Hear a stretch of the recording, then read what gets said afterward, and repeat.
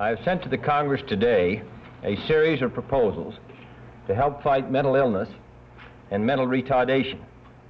These two afflictions have been long neglected. They occur more frequently, affect more people, require more prolonged treatment, cause more individual and family suffering than any other condition in American life.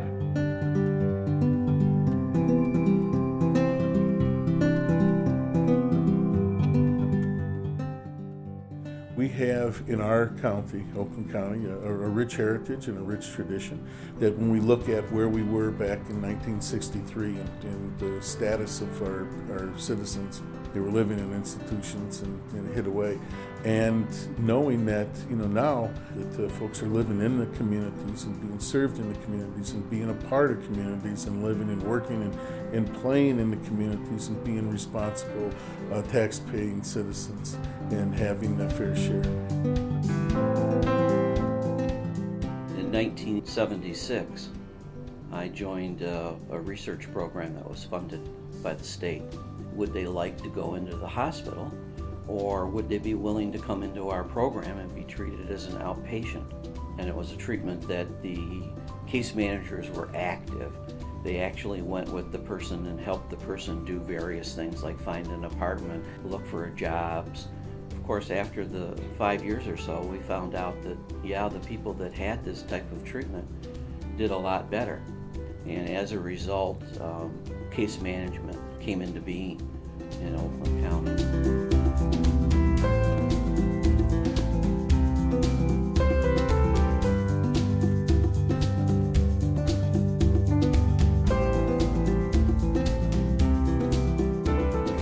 Incredibly rich and expert network of service providers. And there's nearly over 300 service sites, all of them with the mission to build people's lives and enrich the community that we serve. So the public mental health system starts always with the people. Community mental health has this array of services that they can take advantage of. I am pleased that I can say to somebody, well, would you like to go through the access interview? I also know that when we can offer the psychiatric screening and we offer hospitalization and we also offer step-down services, that we're not pigeonholing somebody. They know that they aren't going to be shoved into the system and left and not cared about. Watching the gains that people have made living outside of institutions and communities, being able to get jobs, own their own home, whatever the goal is, to be able to know that we had a hand in that. That is an incredible gift that they have given to us. It is important for each individual to tell their story about their experience, what has made a difference in their lives. They told me that she can have a general education certificate, that she would not graduate with a diploma. My heart sank. I tried to commit suicide because I needed help and I felt alone. I was in my 40s when I first got diagnosed. I just thought that people just got locked up and you throw away the keys. I was hopeless for so long, and I was lonely for so long, and I had so much heartache for so long. But today I'm feeling wonderful. And all those people that said I couldn't do it, I like to show them now. I was told by a lot of people too that my ambitions to want to get a college degree and be a mental health trainer was just out of the question. What they tell you, you don't have to accept. As the services progressed, her attitude kind of changed, and what she wanted for herself changed as well. Well, I was happened to make a phone call. From there, they showed me that there was a better way of living. And I struggled until I got to the community system, and it was a whole new world. Although you're going to be defined by your illness, you're not going to be controlled by your illness. You can live a full life as an adult if you make the effort and find the right people to help you.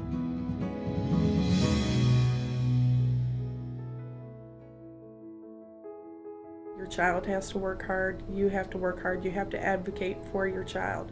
To me, it means speaking up for yourself and making sure you get what you want and need. It's you keep speaking up and you keep speaking up, and you just hope that you can get it to the other side to hear what you want or your needs are. We want the same things everybody else wants, and we have the right to make our decisions just like everyone else does. I don't like to have to rely on other people to do things for me.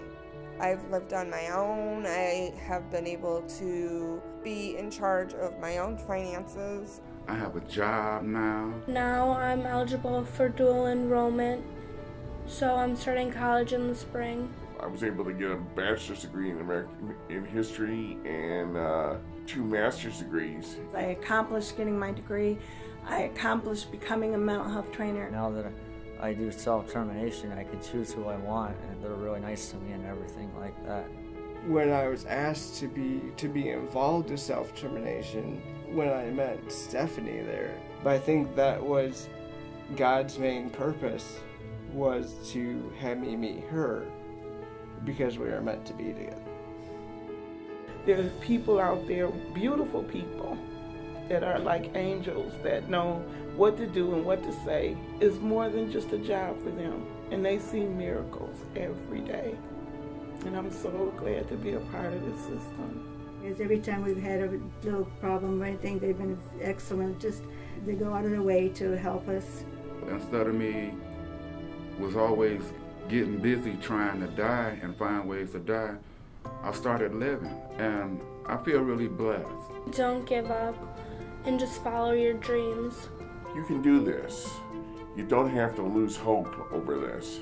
And I'm just feeling really hopeful today, and I feel like I have something that I can give to somebody else and to help give them the strength that they might need.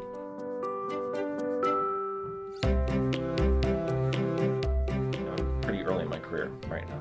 I would hope that I would look back at this point in my life and say, where we are today is just leaps and bounds ahead of where we were 50 years ago. And I would hope that 50 years from now, we would be leaps and bounds ahead of where we are today. I would hope that other people would take that sense of initiative and make sure that it continued. All of us are looking ahead to the future and saying, I know we can do certain things better, and we're going to try to move in that direction.